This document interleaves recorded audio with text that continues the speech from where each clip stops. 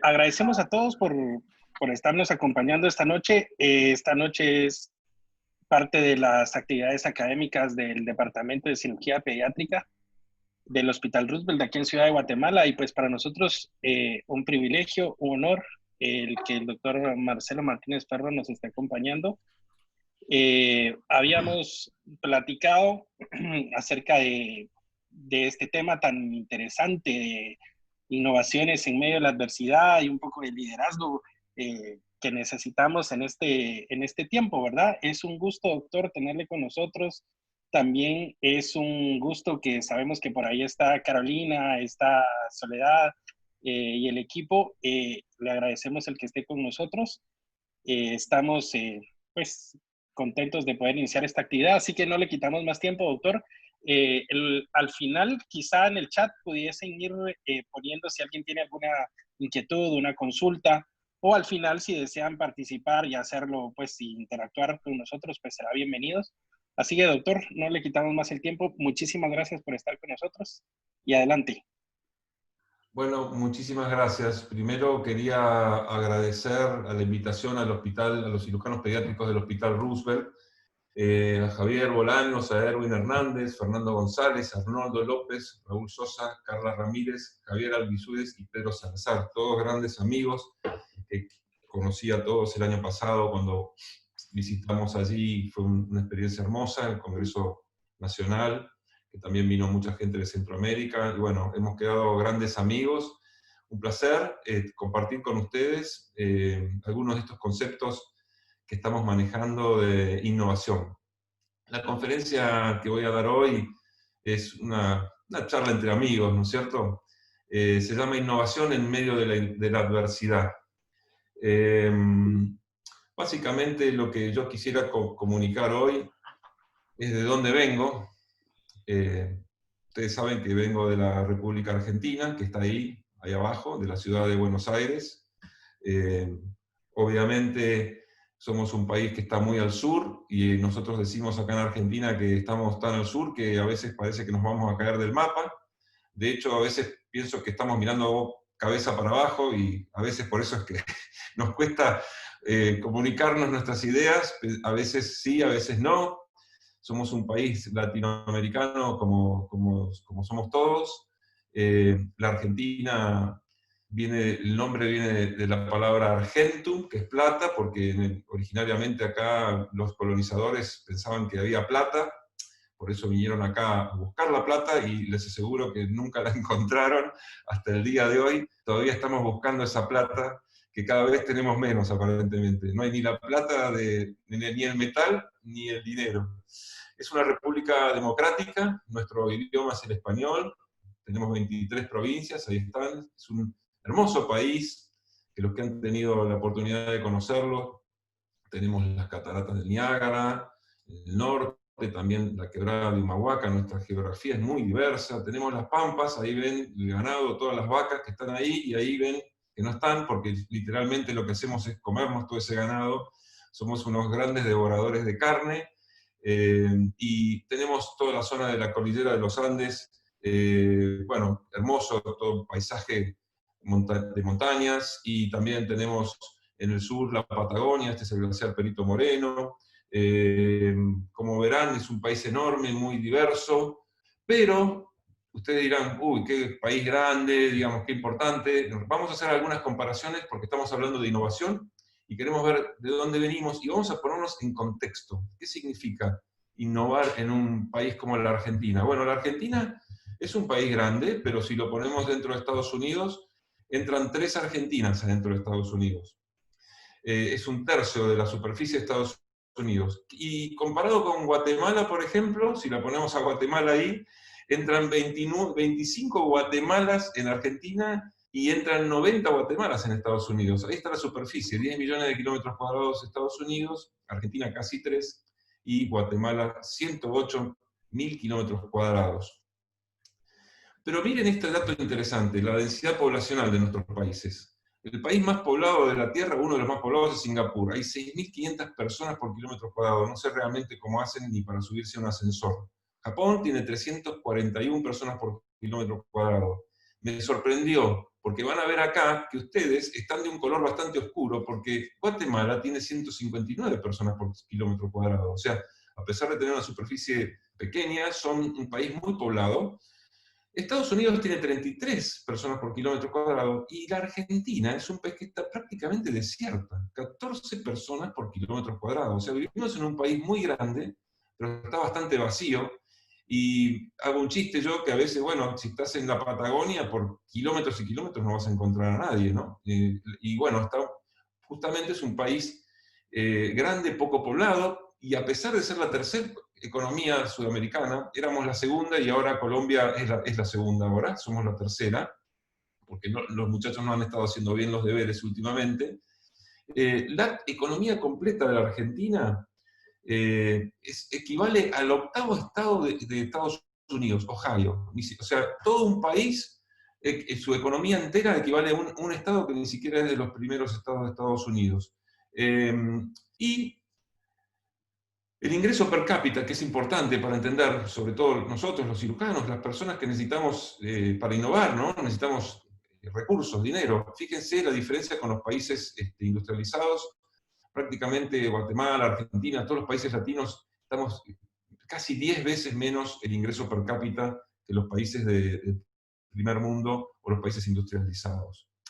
La Argentina, como el resto de los países de Latinoamérica, es un país de contrastes, de muchos contrastes. Tenemos en el norte este tipo de poblaciones, y Buenos Aires es una ciudad enorme, llena, hiperpoblada, con máxima complejidad y altísima densidad poblacional. También eso no escapa a la medicina, porque nuestra realidad, algunos quirófanos en nuestro país tienen este aspecto, y en otros lugares del país hay máxima complejidad. Y esto es un contraste que lo vemos permanentemente. Buenos Aires es una ciudad que no termina nunca, tiene 16 millones de habitantes, prácticamente la población que tienen ustedes en Guatemala, solo en una ciudad.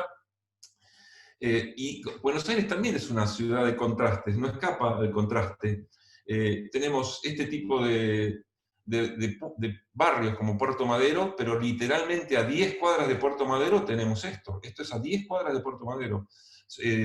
Personas que viven en condiciones muy precarias, con pobreza extrema. Aquí vemos la autopista que pasa cerca de Puerto Madero, y aquí abajo la que se llama la Vía 31. Esa es la Argentina, eso es Buenos Aires. Nuestro sistema de salud, si ustedes pueden mirar acá, las prepagas, que serían las compañías de seguro, solamente el 11% de la población tiene acceso a eso. Casi la mitad tiene acceso a obras sociales, sindicales, ¿no es cierto?, que en algunos casos cubren bien, en otras cubren lo básico, lo indispensable. Es muy variable eso según el sindicato, pero casi un 40% de la población no tiene ningún tipo de cobertura, y todos esos pacientes, casos complejos, son derivados a centros de alta complejidad provinciales o a Buenos Aires. Yo estoy tratando de ponerme en contexto, porque estamos hablando de innovación, para que entiendan desde dónde estuve innovando yo, porque ese es el desafío. Yo trabajé 17 años en este hospital, en el Hospital Garrahan, hasta el año 2005. Es un hospital enorme, de 500 camas pediátricas, de máxima complejidad, pero sin embargo este hospital de máxima complejidad es un lugar donde llegan las derivaciones de todo el país, y está siempre lleno, repleto, hay muchísimo trabajo asistencial. El día a día en el hospital público argentino es difícil, hay carencia de medios muchas veces, hay complejidad, pero hay escasez de recursos, y eso hace que todo el tiempo hay problemas gremiales. Esto, por ejemplo, aquí son las oficinas del director. Un día yo caminaba y apareció todo empapelado. Hace poquito salió en los diarios. En el Consejo de Administración, los sindicalistas rompieron una puerta y la patearon, y salió en los diarios, y ellos dijeron: romper una puerta no es tan malo. Te hacen un paro en cualquier momento, vos estás esperando operar a tu paciente que hace un año que tiene un turno, y ese día hay paro, y entonces no se puede operar, cerraron el quirófano y el paciente se tiene que volver a su casa. No es fácil, es la realidad de muchos de nuestros países. Este video que voy a mostrar ahora lo filmé yo mismo en la entrada del hospital una semana antes de renunciar, año 2005. El caluroso abrazo del compañero Néstor Pitrola, que en estos momentos se encuentra movilizado con la columna del Polo Obrero de la zona norte, acompañando la lucha de los trabajadores del país. Bueno, ese es mi hospital. lo adoro, el Hospital Garraham, pero un día cualquiera se paraba esa gente ahí que ni siquiera eran sindicalistas, creo que de otra cosa, y paran la entrada, salen los enfermeros de neonatología, que por ahí deberían estar cuidando a sus pacientes, están ahí. Bueno, eso es lo que se vive el día a día, como se ve en nuestros hospitales de Latinoamérica, y bueno, estamos queriendo innovar. Entonces la pregunta, esta es como una introducción, estamos hablando de innovación en cirugía pediátrica. ¿Es posible innovar en un ambiente tan adverso? Porque uno dice, bueno, claro, si yo voy a un hospital universitario tengo todo resuelto, tengo 10 secretarias, tengo presupuesto, etc. Pero ¿se puede innovar en un lugar así? Una conferencia muy importante que me gustó mucho y quedó escrita, publicada en el Journal of Pediatric Surgery, se los recomiendo, año 2009, el doctor Crummell, que es el jefe, él está en la Universidad de Stanford, se llama Inventando nuestro futuro, entrenando a la nueva generación de cirujanos a ser innovadores. Yo di la conferencia en la Universidad de Stanford en el año 2011, 2 años después de este paper, en este centro. Me invitaron a hablar de innovación en Stanford, ¿no? Así que utilicé este paper y encontré que el doctor Crummell había escrito esto. Me llamó tanto la atención. Él pone, primero quiero agradecer a mis padres, ellos me enseñaron que la escasez y la necesidad motivan la innovación. Tenemos un buen punto acá. Si la escasez y la necesidad motivan la innovación, nosotros estamos bien, porque tenemos escasez y necesidad. Entonces veníamos bien. Pero después en su mismo paper dice, pero ¿qué es lo que hace que ocurra la innovación? Bueno, él pone acá, hace falta gente. ¿Cómo logramos que esto ocurra? Gente, entorno y liderazgo. Ahora, si acabamos de ver que el entorno es dificultoso, y él dice, no hay ningún departamento, ninguna institución o universidad existe en el aire porque el entorno que la rodea inevitablemente facilita o impide el proceso de innovación. Y acabamos de ver, les acabo de mostrar, que el entorno no nos ayuda. Si el entorno no nos ayuda, entonces vamos a tener que apoyarnos en las dos cosas que nos quedan, en las personas y en el liderazgo. Y ahí es donde empezamos a entender cómo innovar en un entorno adverso. El entorno es muy adverso, y yo siempre pensaba desde joven, ¿cuál es el mejor modelo de éxito ante la adversidad? Realmente no lo encontraba, hasta que en el año 2002 yo me convertí al cristianismo y empecé a leer la Biblia. Y un día, leyendo la Biblia, me encontré con esto, con Proverbios 6:6. Proverbios es un libro escrito por el rey Salomón, que fue el hombre más sabio que jamás existió, está en el Antiguo Testamento. Y él me estaba hablando a mí y me decía acá, ve a la hormiga, oh perezoso, mira sus caminos y sé sabio. ¿Qué me está diciendo Salomón acá? Dice que yo vaya activamente, que vaya a estudiar a la hormiga, que lo mire quiere decir que lo estudie, para ser sabio. O sea, me está diciendo que para ser sabio tengo que estudiar a la hormiga. Y además, después, en los versículos siguientes dice, la cual, no teniendo capitán, ni gobernador, ni señor, prepara en el verano su comida y recoge en el tiempo de la siega su mantenimiento. Esto me está dando una gran lección. Me está diciendo que estos seres, estas criaturas, no tienen un jefe, nadie le dice lo que tienen que hacer, sin embargo, hacen lo correcto. Entonces me propuse estudiar a las hormigas, y no les estoy haciendo un cuentito, se lo digo de verdad, los que me conocen saben que es cierto, me compré todos los libros de hormigas que existen, y lo que sería la Biblia de las hormigas se llama Viaje a las hormigas, una exploración científica de Holdover y Wilson de Harvard. Holdover y Wilson son unos de Harvard y el otro es de Alemania. Son dos científicos famosos porque lo que han investigado en hormigas es increíble. Y en este libro hay un montón de conceptos imperdibles que yo todavía los tengo subrayados porque los aprendí y los apliqué. Las hormigas viven en un ambiente permanentemente hostil. Individualmente son una de las criaturas más vulnerables de la Tierra. Ustedes se dan cuenta, ¿no? Lo puedo aplastar con un dedo, la puedo soplar. Sin embargo, a pesar de tener una millonésima parte de un hombre, porque pesa 1 a 5 miligramos, están sentados junto al hombre, es la criatura más exitosa de la Tierra. El planeta Tierra entero, si lo consideramos como un nido gigante, la biomasa de las hormigas, o sea, todo el peso de la biomasa de las hormigas es equivalente a la biomasa de los seres humanos. Esto es sacado de este libro. Dice que las hormigas comparten el liderazgo de la Tierra con los humanos. hasta un punto que podríamos considerar el planeta Tierra como un hormiguero gigante.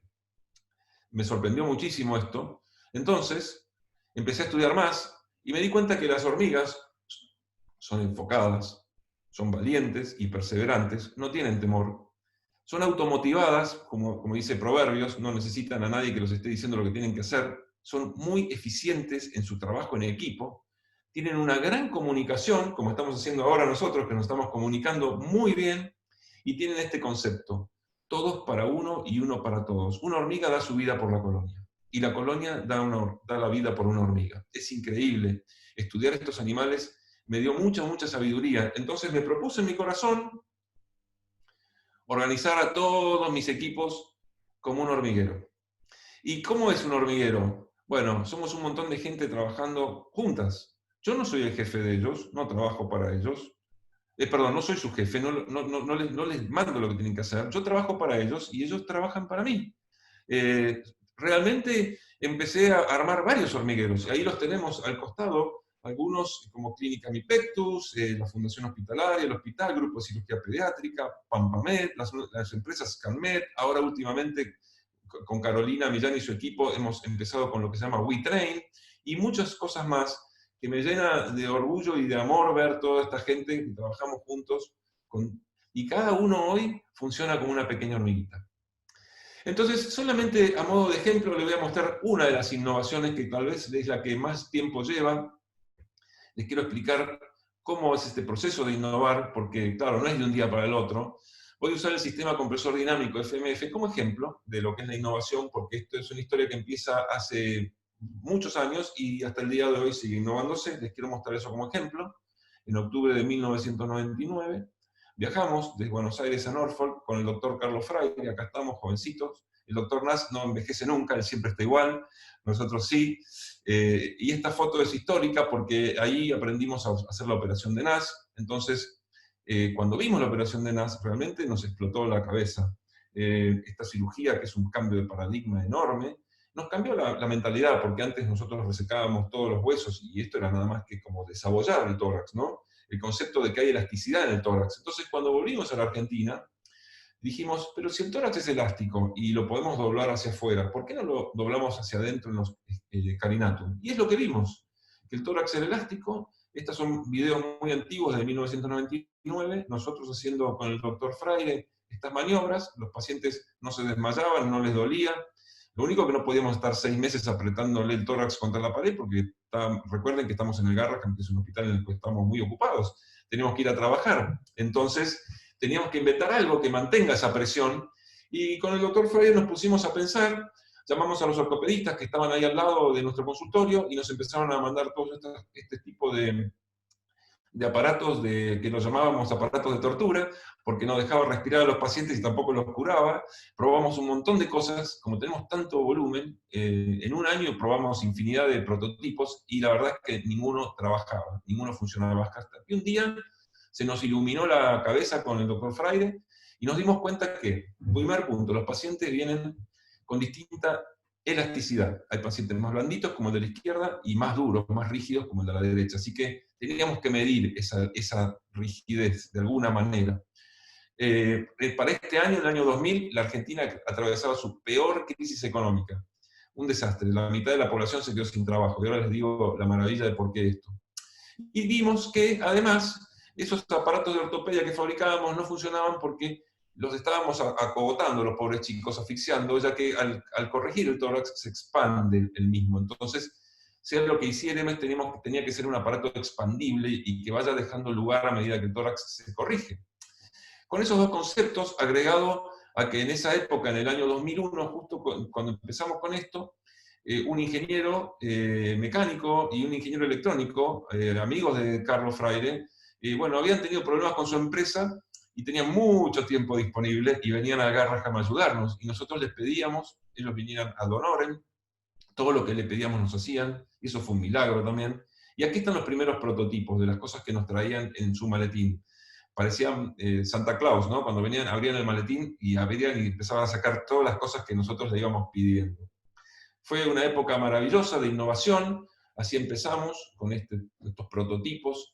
todo lo que nosotros íbamos pensando, ellos lo iban trayendo, y justamente en una peor época de dificultad de la Argentina, porque no hubo crisis económica peor que esta, nosotros estábamos innovando. Así que el doctor Crammell tenía razón. La adversidad es un buen momento para innovar. Hasta que salimos con esto, es una historia larga, pero bueno, se llama Sistema Compresor Dinámico FMF, que simplemente quiere decir Freire Martínez Ferro. Está hecho de varias piezas que se montan y se desmontan entre sí y permite ajustarlo y desajustarlo y ponérselo desde un niño de 2 años hasta un adulto de 40 años. Y se va modificando a medida que el paciente se va curando.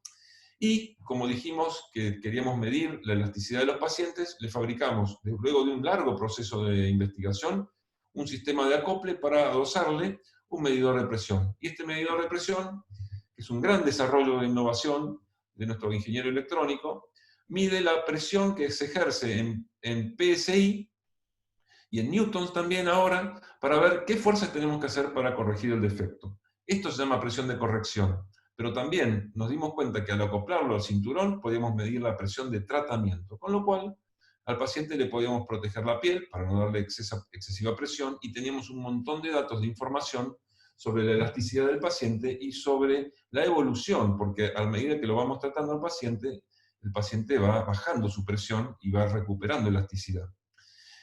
Bueno, con esto en vista trabajábamos en Argentina calladitos, sin decirle nada a nadie, y en el año 2007, que hubo un congreso acá en Argentina, en Buenos Aires, yo era el Program Chair de IPEC, y se hizo el IPEC y el Congreso Mundial de Cirugía Pediátrica acá en Buenos Aires. El doctor Nass estaba sentadito escuchando cuando presenté un paper, que eran los primeros 180 casos, pero lo habíamos presentado como cualquier otro paper en el Congreso, y el doctor Nass estaba sentado, se paró y dijo: doctor Martínez Ferro, quisiera que publiquen esto en una revista que estamos por sacar.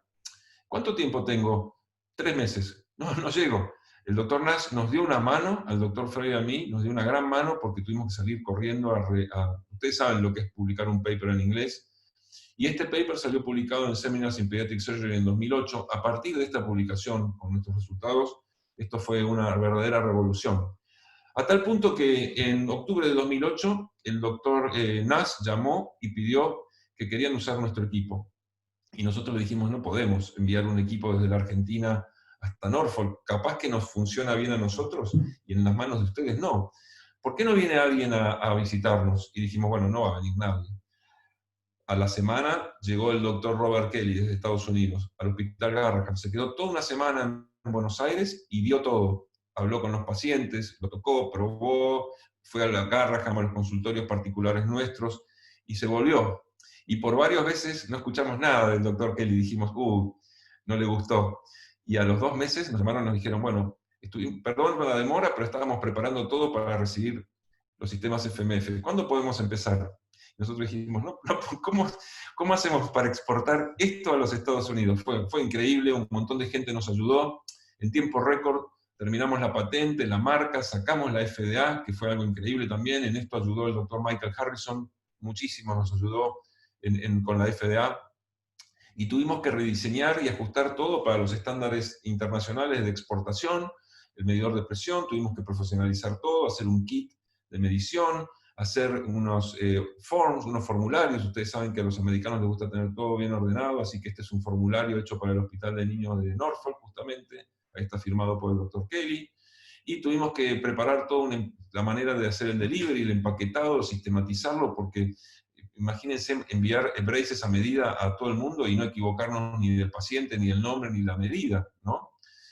Increíblemente, 10 años después de haber visitado Norfolk, 10 años después exactos, en enero de 2009, tratamos el primer paciente con un FMF en Estados Unidos. Aquí está el doctor Kelly, ahí está nuestro paciente que después se curó, y ahí estoy yo con un sticker pegado de visitante, que no la podíamos, realmente no la podíamos creer, era un milagro. En las manos de esta gente que son tan ordenados, en el Hospital de Niños se llama The King's Daughters, donde está en Norfolk, donde el doctor Nass desarrolló toda su práctica. Ellos hicieron maravillas con esto, lo publicaron en el 2013 con un organigrama, con un flujograma de presiones muy similar al nuestro, validando nuestros resultados, y de ahí en más lo empezó a usar. Como el doctor Nass viaja por todo el mundo, empezó a predicar de esto y todo el mundo lo empezó a pedir. El primero en Europa fue Manuel López, en Saint-Étienne, ahora Manuel está en Barcelona. Él lo empezó a usar en Francia y fue una revolución. Publicó también en 2013 un artículo validando nuestros resultados. En Montreal, en Canadá, también arrancaron muy temprano y con muy buenos resultados. Publicaron en el Journal of Pediatric Surgery sus resultados también validando nuestros resultados. Es muy importante que otra gente valide tus resultados, porque te demuestra que lo que vos estabas haciendo está bien, digamos, al menos que no estabas equivocado o no estabas muy biased, como se dice, ¿no es cierto? Porque claro, uno siempre tiende a ver todo de una manera más positiva de la que debería ser, pero cuando empezaron a validar otros centros nuestros resultados, nos puso muy contentos. En Ámsterdam, hoy aquí vemos el equipo del AMC, que es un hospital importante, ellos consiguieron que les deriven todos los pacientes de Pectus carinatum de Holanda, así que tienen un gran volumen, publicaron también sus resultados excelentes, con resultados que validan los nuestros, aquí está parte de su publicación, y hoy el sistema compresor dinámico, hay miles de casos tratados en el mundo, y más de 1000 casos publicados. Estas son todas las publicaciones que están ahí, y son todos centros de excelencia, que tratan Pectus de manera con excelencia, y ellos prefieren usar este equipo. La presencia nuestra en Argentina, hoy estamos en 15 provincias del país y estamos en 16 hospitales de Estados Unidos. Y además, el FMF está en 29 países del mundo. Un milagro para nosotros, increíble. Esto ha hecho que tengamos que crecer, un nuevo hormiguero, el hormiguero que teníamos en el Garraham, el hormiguero que teníamos en la Fundación Hospitalaria, en Grupo de Cirugía Pediátrica. Ahora tenemos un nuevo hormiguero que se llama Pampamed, y otros nuevos hormigueros, que son empresas que crecen con gente adentro y tenemos que hacer un montón de cosas para, imagínense, distribuir sistemas compresores hechos a medida a pacientes de todo el mundo sin equivocarnos en una medida ni en un nombre. Pero bueno, no nos quedamos ahí, nos gusta seguir innovando. Esto ya es estándar, y lo estándar nos aburre. Nos gusta seguir innovando, entonces le agregamos hace un par de años nada más el escaneo 3D. ¿Y para qué? Porque el escaneo externo 3D pensamos que nos iba a servir para el proceso de fabricación, para evitar la regla, la medición manual, y también para evaluar objetivamente los resultados. Hicimos varios viajes a Europa, empezamos con un escáner francés, y luego la empresa ScanMed, que es una empresa también parte de nuestro grupo, desarrolló esto. Es un escáner propio que nos permite en 20 segundos escanear cualquier paciente, carinatum, excavatum, de manera sistemática.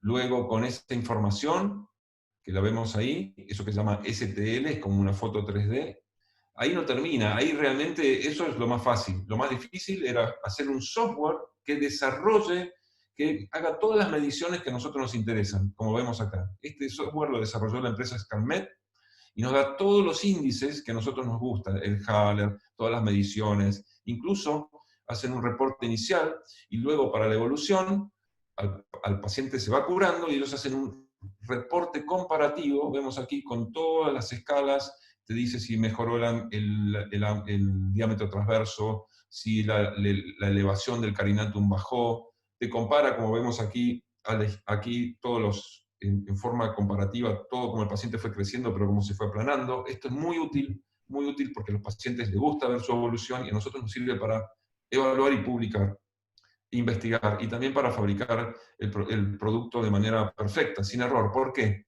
Porque con el scan podemos hacer también un plano de fabricación.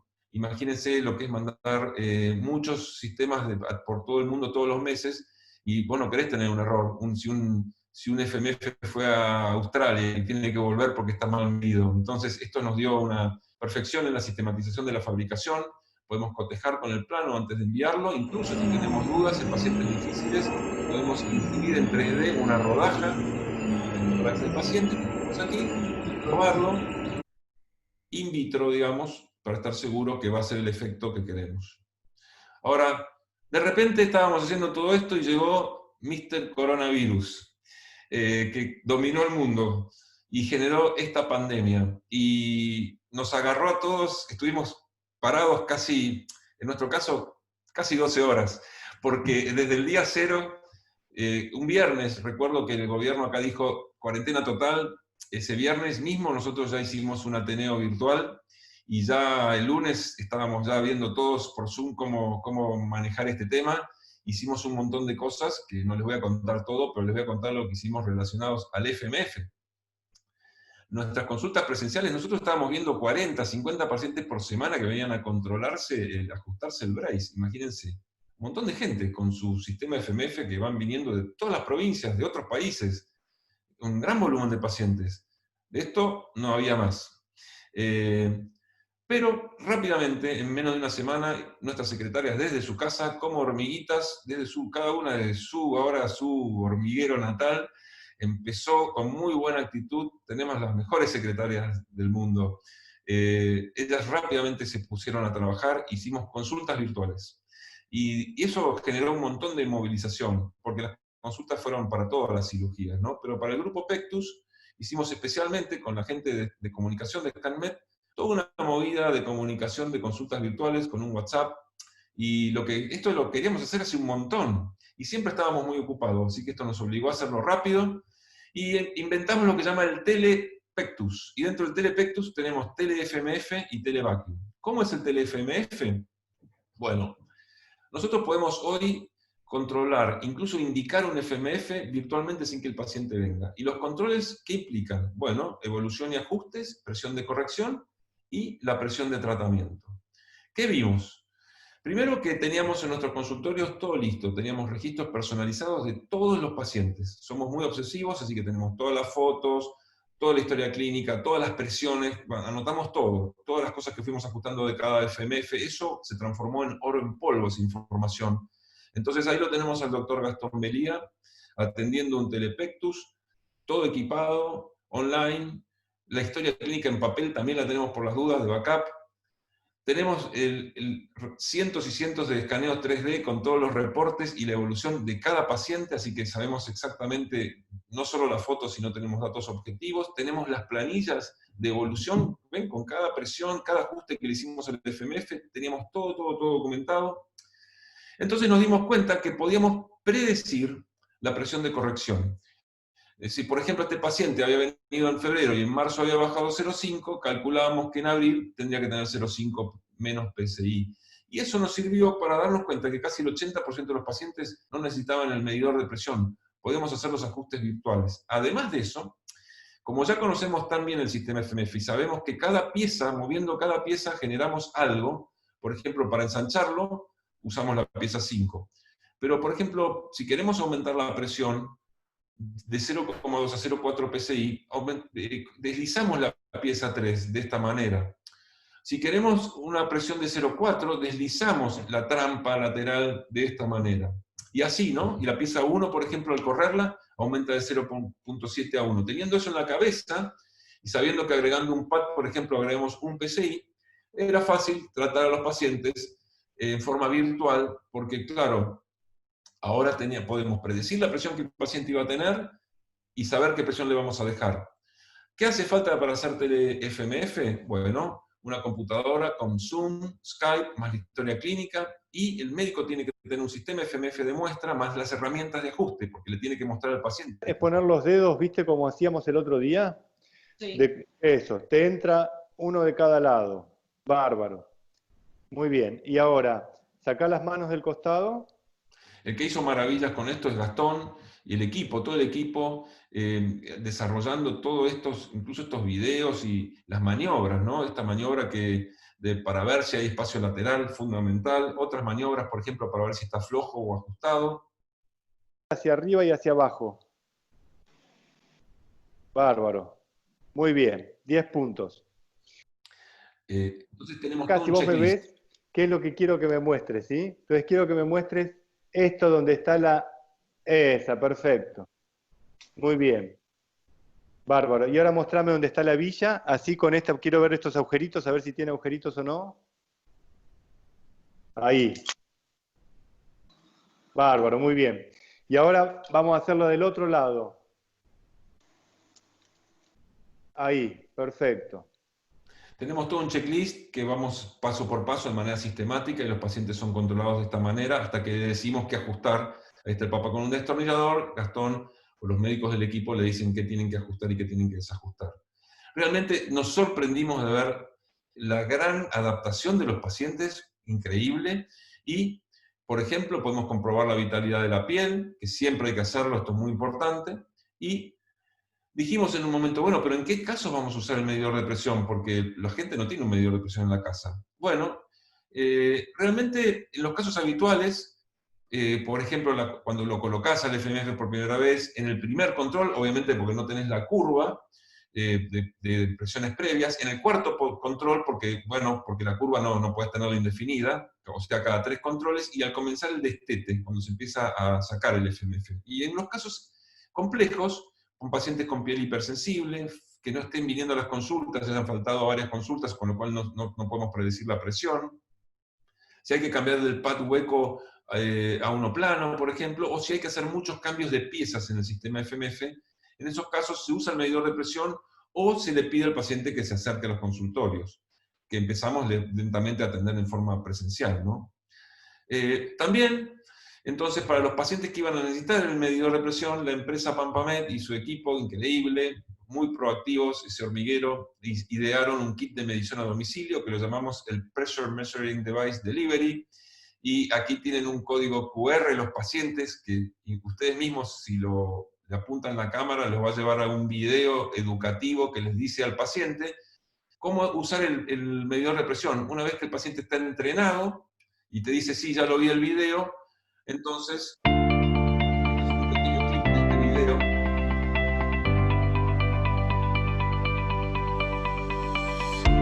Desarrollado por la gente de Scanmed.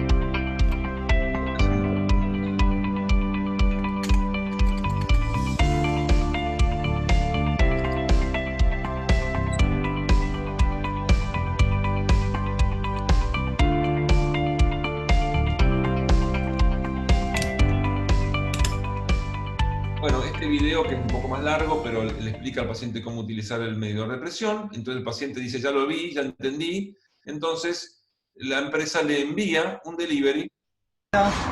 ¿Cómo va? ¿Qué tal?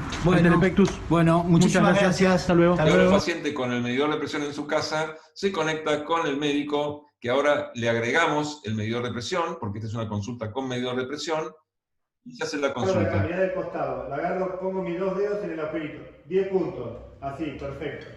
Y con eso voy a hacer presión, hasta que esté plano. Ahí.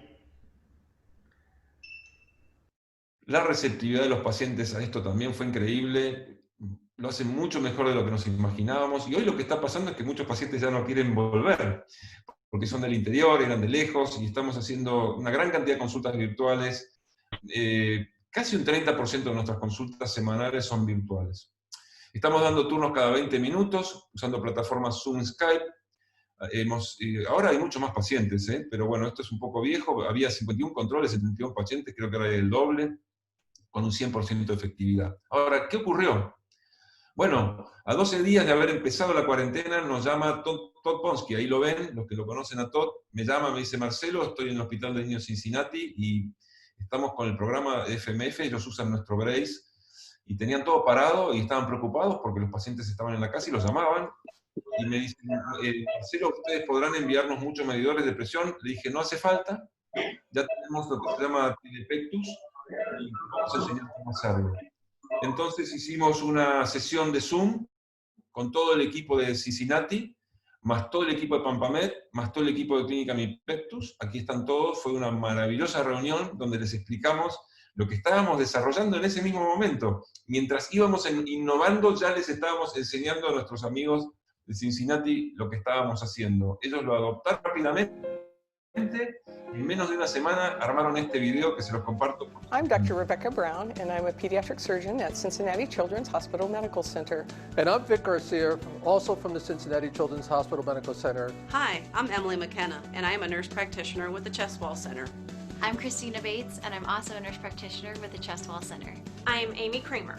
I'm Kristen Brausch. I'm Abby Sester, and we are your Chest Wall Center nurses. We are here today to discuss Telepectus, performing FMF brace adjustments through telemedicine. Here's what you will need: a webcam, a Phillips head No. 1 screwdriver, a Phillips head No. 2 screwdriver, scissors, and possibly some spare parts. such as an extra compression plate, extra compression pads, and screws. Before you get started, you will need to make sure you have adequate space for proper positioning within the webcam. We must be able to see neck to belly. You will also want to have it... Bueno, aquí Forget about the white lo to corté. red finger tests and the breathing exercises. We look forward to serving you through our Telepectus program. Lo corté y les muestro el final porque me encanta cómo lo terminaron. Increíblemente, a raíz de esto, nos dimos cuenta que estábamos usando 2 destornilladores y a partir de ahora, el FMF todo se puede ajustar con un solo destornillador. O sea, todo es positivo, siempre vamos mejorando, porque de Cincinnati nos dijeron, ¿por qué tenemos que usar 2 destornilladores? Y inmediatamente lo resolvimos. Así que, bueno, esto fue creciendo, ahora ellos también están haciendo Telepectus, y ahora le estamos enseñando cómo hacer Telepectus a un montón de centros del mundo que empiezan a atender a sus pacientes de manera virtual. Y uno dice, bueno, esto es porque están en Estados Unidos, tienen recursos, o estás en la medicina que no es pública, en el grupo de cirugía pediátrica, en Clínica Mipectus. Bueno, no es así. El doctor Gastón Belía está en el Hospital General de Niños Pedro Elizalde, es un hospital público, y Gastón con su equipo, con Marcela de Vicenzo y Maroxia Valle Anciani, fueron los primeros en empezar en un hospital público del mundo, pienso prácticamente, Telepectus, y ellos hoy tienen más volumen, como es un hospital público, que nosotros. Así que rápidamente inculcaron esto, lo hacen, es un milagro, para mí es una cosa increíble lo que están haciendo, dan turnos cada 20 minutos, usan plataformas Zoom y Skype. Ya cuando nosotros teníamos 38 pacientes, ellos tenían 85 controles en 41 pacientes, y esto va creciendo. Imagínense que un paciente de bajos recursos es mucho mejor todavía porque les cuesta llegar hasta el hospital, los medios de transporte están cerrados, no tienen medios propios, entonces ha sido una mayor ventaja para este hospital público que para la práctica privada. Bueno, recuerden que estamos hablando de innovación y de creatividad. Les mostré todo lo que hemos hecho en este sector, que es nada más que el sistema FMF. Nos gusta innovar, así que tenemos muchos más proyectos. Pero siempre que uno está innovando, dice, ¿para dónde voy? ¿Para qué lado tomo? Es tan difícil, ¿no? Voy para aquí, voy para allí. Bueno, realmente el camino, en nuestro caso, es fácil. Pero hay un doctor que se llama Michael Goderer, que hizo también una conferencia en 2009, también hablando de innovación, que nos muestra un poquitito, vuelve un poco al tema de decir, bueno, ¿para dónde hay que ir con la creatividad y la innovación? Y él dice así, dice así, tiene que haber colegas de apoyo, tiene que haber colegas que amplifiquen tus ideas, y el equipo tiene que tener tenacidad y perseverancia. Él dice que hay que trabajar como en equipo, ¿no es cierto? Y ahora recuerden esto, si acá este doctor de vuelta está diciendo que hay que tener trabajo en apoyo, colegas que te apoyen, colegas que amplifiquen tus ideas, tenacidad, perseverancia, ¿quiénes tenían esas características? ¿Se acuerdan? Bueno, las hormigas. O sea, todo el mundo está diciendo, sin darse cuenta, que las hormigas, que tenemos que ser como las hormigas. Realmente, Proverbios tenía razón. Pero ¿es realmente efectivo este modelo o yo solamente estoy hablando sin saber? Bueno, les voy a mostrar algunos datos sorprendentes. BBC News dice así, megacolonia invade el mundo. ¿Y qué es lo que es esta novedad? ¿Qué es esa hormiga que está ahí? Se llama Linepitema humile, la hormiga argentina. Y si vas a Wikipedia hoy te dice así, es una especie, la hormiga argentina, así se llama, es una especie nativa del noroeste de Argentina y otros países de Sudamérica, que se ha expandido a otros continentes, excepto la Antártida, y llegando a lugares aislados y muy lejanos de su hábitat natural, hasta Hawái, Japón, Nueva Zelanda, Noruega. Es una especie increíble, hoy que realmente el concepto que estas hormigas tienen un comportamiento expansivo, sus hormigueros están por todo el mundo, y hoy se la considera como una megacolonia global. La hormiga argentina, ha crecido tanto que se podría considerar el planeta entero como una megacolonia de hormigas argentinas, como si fuera un solo hormiguero. Es único, porque estas hormigas en Argentina se pelean, no trabajan en equipo, pero fuera de la Argentina, y eso lo van a encontrar en todos lados, se comunican y trabajan de una manera increíble porque logran trabajar en equipo. Ahora, ¿cuál es el secreto de estas hormigas? sea, fíjense cómo se han expandido absolutamente por todo el planeta. Y aquí está el mapa, este mapa lo pueden encontrar en internet. Saliendo de la Argentina, como se ha expandido, piensan que estas hormigas desde el año 1800 iban en los barcos, en la alfalfa, y han ido expandiéndose. Donde van, logran invadir el país, dominar a las otras hormigas y controlar todos los hormigueros. Y yo les pregunto, ¿habrá hormigas argentinas en Guatemala? La verdad es que sí. Estos son 2 papers de estudios importantes de las hormigas de Guatemala y otro paper también de la Universidad de Universidad de California en Davis. Y básicamente lo que dice es esto, que la hormiga argentina está en Guatemala, y este paper de Alexander Wild, que está muy interesante, publicado en el 2004, te dice así, que él recogió especímenes de la hormiga argentina de todos estos países y también de Guatemala. Y la hormiga argentina, probablemente ustedes, amigos de Guatemala, en este momento, si miran su piso, abajo de su pie, puede haber una hormiga argentina. Entonces, esto quiere decir que la estrategia de la hormiga es correcta y que es el mejor modelo de éxito en el medio de la adversidad. ¿Te alcanza esto para innovar? No, es uno de los primeros pasos. Yo voy a explicar ahora, más adelante, ahora en un congreso que ahora les voy a explicar todas las cosas que hay que tener, pero si no haces trabajo en equipo, como hacemos así nosotros, no lo vas a poder lograr. Hay que trabajar en equipo, y hay que trabajar no en equipo, porque yo he visto equipos que están como equipo pero se pelean entre sí, hay que trabajar como un equipo de hormigas, hay que trabajar como las hormigas, todos para uno y uno para todos, y hay que liderar como si fuera un hormiguero. Todas estas hormigueros que tengo acá a la derecha funcionan todos con el mismo concepto. Así que bueno, quería, además de esto, que ya está terminando mi conferencia, explicarles que quisiera invitarlos a un congreso que va a estar, como dice aquí, sencillamente espectacular, que es el Congreso Colombiano de Cirugía Pediátrica, perdón. Esto va a ocurrir en Cali, va a ser conjunto con IPEC. El IPEC capítulo latino vamos a hacer un joint meeting, va a ser algo increíble. Va a ser la primera vez, primero es el primer congreso latinoamericano de cirugía pediátrica que se hace totalmente virtual, completamente virtual, porque ellos estaban por cancelar el congreso y decidieron hacerlo virtual cuando todavía nadie hacía nada virtual. Ahora ya parece algo más normal, ¿no? Pero por eso va a ser el primero, que yo sepa. Segundo, va a ser la primera vez que se entrene un grupo de cirujanos, como entrenamos ahí en Guatemala, con WeTrain, pero totalmente virtual. WeTrain va a mandar, y el Congreso Colombiano van a mandar a los que se enlisten, les va a mandar los entrenadores a su casa, y se van a entrenar desde su casa, y los entrenadores van a estar en distintos países. Va a ser la primera vez en el mundo, pienso yo, que se hace esto. Así que va a ser algo histórico, y esto va a ocurrir desde Cali, la transmisión del 6 de septiembre al 15 de octubre, con grandes profesores invitados de todo el mundo, porque IPEC también participa. Así que los invito, y si quieren aprender de esto, aquí tienen un código QR que pueden acercar su celular, sacar una foto, los va a llevar a la página web del Congreso. Realmente nos encantaría verlos a todos ahí, porque hemos estado trabajando mucho con Pedro Villamizar, que es el presidente, y todo el equipo del capítulo latino, increíble, hemos hecho un programa increíble, hemos trabajado muchísimo, y esto es otro hormiguero.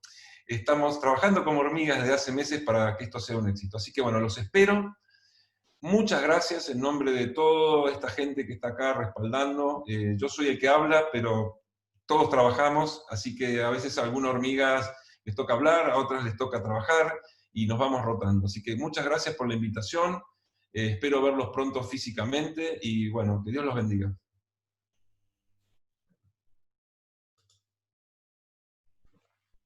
Muchísimas gracias, doctor.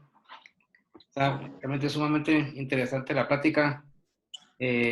Vamos a ver si vamos a abrir el tiempo de preguntas. Vamos a ver a través del chat. Si alguien quisiera hacer una pregunta al doctor, están solicitando la palabra al doctor César Cuevas. Adelante, doctor. Aló, buenas noches. ¿Me escucho, Pedro? Sí, se escucha. Hola, César, yo te escucho. Hola, Marcelo. Siempre es agradecerte, un saludo muy cordial y muy afectuoso a la distancia. y siempre es un gusto y una especial motivación escuchar tus conferencias.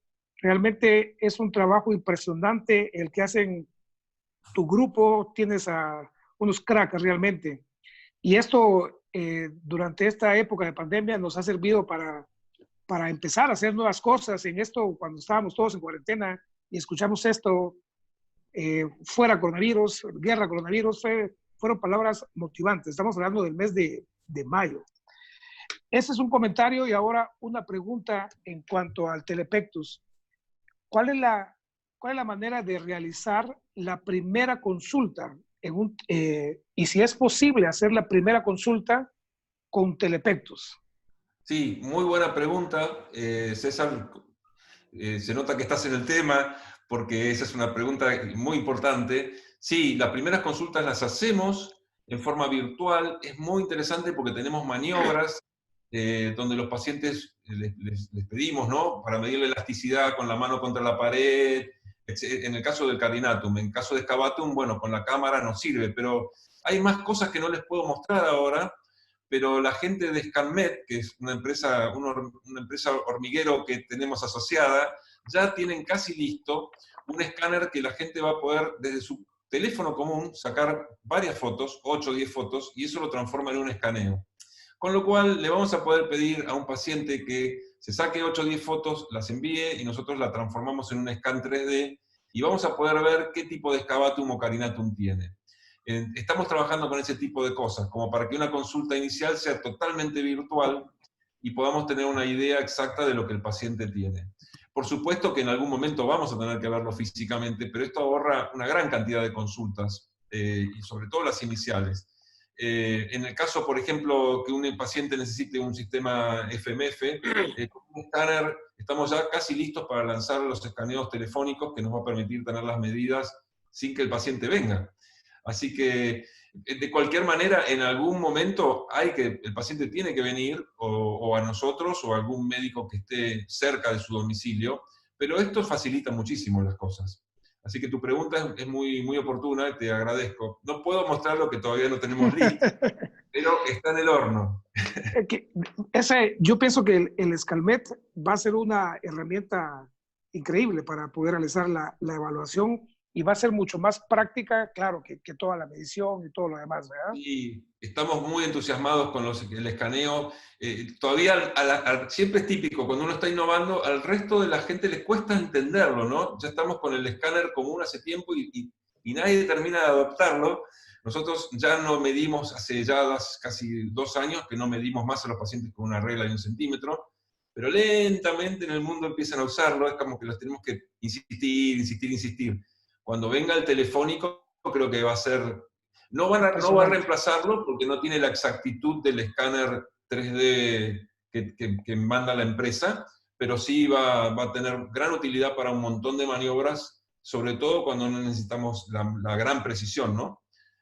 Así que va a ser una herramienta complementaria. Y el resto de las consultas virtuales, de primera vez, se pueden hacer tranquilamente, porque muchos de los pacientes con Pectus lo único que necesitan es hablar con alguien, porque están desesperados, que no saben qué hacer, leen muchas cosas por internet y no saben si se tienen que operar o no, y leen operaciones en internet raras y te quieren hacer preguntas. ¿Ya? Solo con verle la cara al médico, y que nuestro objetivo es ayudarlo, no operarlo, ¿no? Así que aconsejamos y lo contenemos.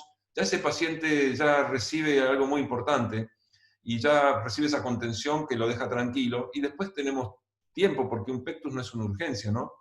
En algunos casos sí hace falta citarlo, y si no, se lo podemos derivar. Si es de muy lejos, lo que hacemos es derivárselo a nuestros médicos amigos. Hasta ahora nadie de Guatemala se contactó, pero si nos llama alguno, se los vamos a derivar a ustedes. Y bueno, eso es lo que hacemos. Bien, gracias Marcelo. Gracias a ti. El doctor Carlos Ramón Marín había levantado la mano. No sé, por favor, doctor.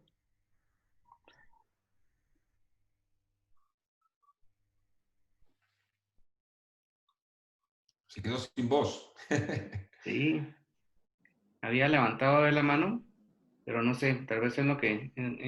Alguien pregunta, ¿desde qué edad se empieza el uso? Ahora estoy leyendo el chat, ¿no? Dice, mientras el doctor se conecta, ¿desde qué edad se empieza el uso del dispositivo MMF, pues no, MMF soy yo.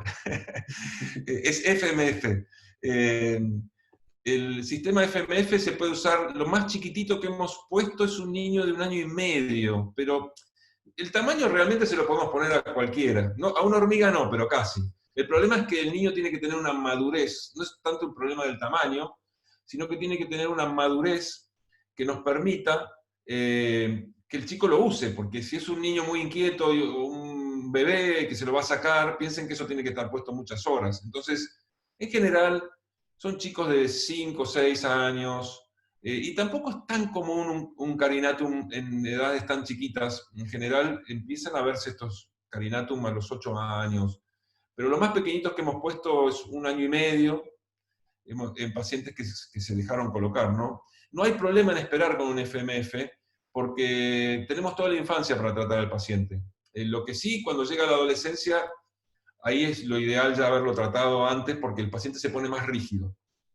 Pero no hay gran diferencia entre empezar a los 4, a los 5. Lo que vamos viendo es la madurez psicológica del niño y la familia, el entorno familiar también, ¿no es cierto? Que no se vaya a lastimar el niño con eso puesto. Lo tiene que usar muchas horas. Doctor Cueva, nuevamente. No sé si levantó de nuevo la mano, doctor, o si no, una pregunta acá. Solo una duda. Perdón, yo lo iba a escribir, Pedro, perdón. Sí, Marcelo, siempre nos surge una duda cuando vemos la cantidad de patología de pared torácica que se maneja en Argentina y en Buenos Aires, que la población es como de toda Guatemala. ¿Cuál crees que es la causa de la alta incidencia de patología de pared torácica que tienen en Buenos Aires? Qué buenas preguntas me haces, Pedro. Mira, te voy a decir una cosa.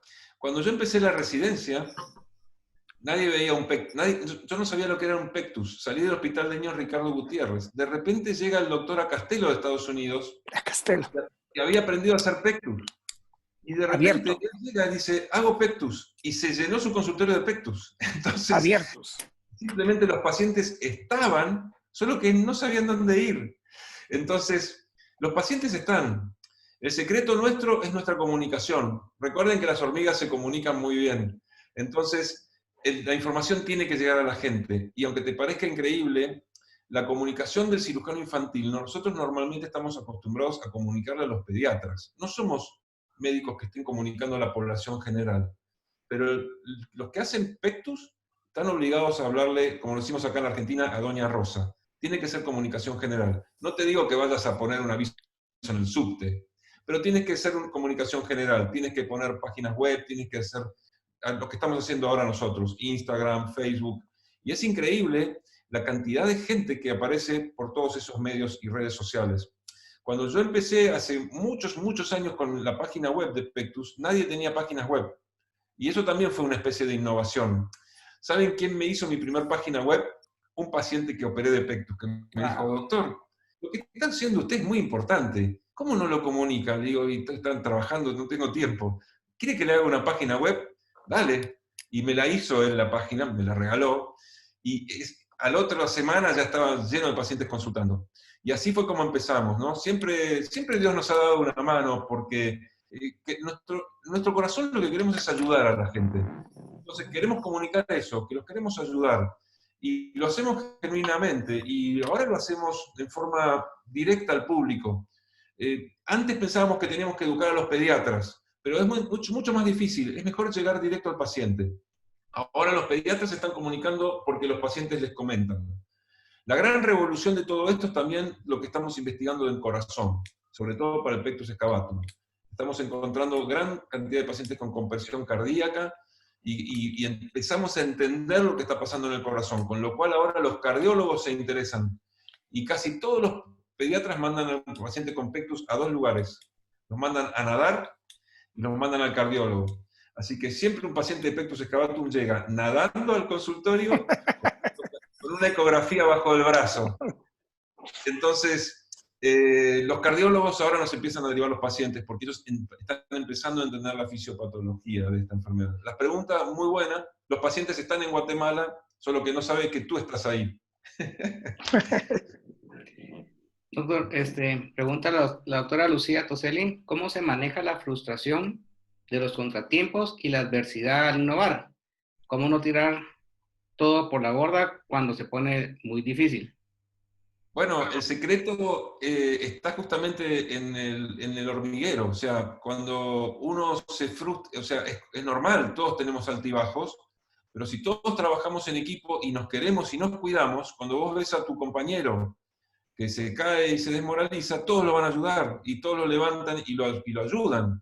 De hecho, hay cosas fisiológicas normales. Ejemplo, los varones no nos embarazamos, pero las mujeres se embarazan y necesitan dejar de trabajar unos meses. Todo el equipo las deja tranquilas, les aseguramos un salario y trabajan y se embarazan y pueden estar con su bebé y cuando vuelven recuperan todo su trabajo. Nosotros nos ayudamos y nos levantamos el uno al otro. Cuando uno cae, el otro lo levanta. Y eso, si te frenan en el camino, no importa. Las hormigas hacen eso. Cuando una hormiga está caída, paran, vuelven, la buscan y la llevan al nido. Y eso es lo que hacemos nosotros, ¿no? Con lo cual no hay frustración posible porque la vences como equipo, ¿no? Porque son realmente son conceptos profundos. Estamos aplicando los conceptos bíblicos en nuestra vida, no es que solamente los leemos religiosamente. Y yo como líder, que es mi responsabilidad, yo lidero bíblicamente a mi equipo. Ese es el mayor secreto. Por ahí del grupo no todos comparten mi fe, pero el líder tiene el mapa. Y con ese mapa yo puedo guiar a mi gente. Y ellos se benefician de eso. Es aplicar el manual de instrucción, aplicarlo realmente, ponerlo en práctica, ¿no? No solamente tenerlo ahí de adorno. Así que eso, gracias por la pregunta. Es así, no hay frustración.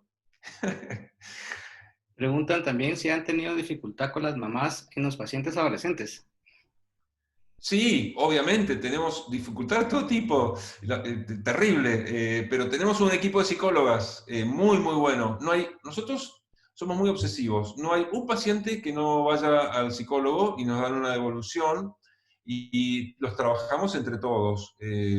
No está permitido operar un paciente de pectus sin psicólogo. Ahora, en cuanto al FMF, no pasamos a todos los pacientes por el equipo psicológico, pero cuando detectamos que hay un problema, sí, lo hacemos ver con ellos. Y le encontramos la vuelta entre todos para manejarlo de la mejor manera posible. Realmente hay un montón de problemas. Los pacientes que tienen pectus tienen un montón de problemas y hoy la gente en general tiene un montón de problemas. Los papás que no saben educar bien a sus hijos, los hijos que hacen lo que quieren. Como estos tratamientos requieren disciplina, los chicos que no están educados con buen carácter abandonan el tratamiento, pero nosotros los apuntalamos, los ayudamos, les guiamos y tratamos de siempre estar encima de ellos. Nuestras secretarias constantemente están buscando a los pacientes que abandonaron para llamarlos a su casa, a ver qué les pasó. Bueno, es un trabajo de equipo. Y con un gabinete psicológico que incluso los acompaña en la internación, cuando se tienen que operar.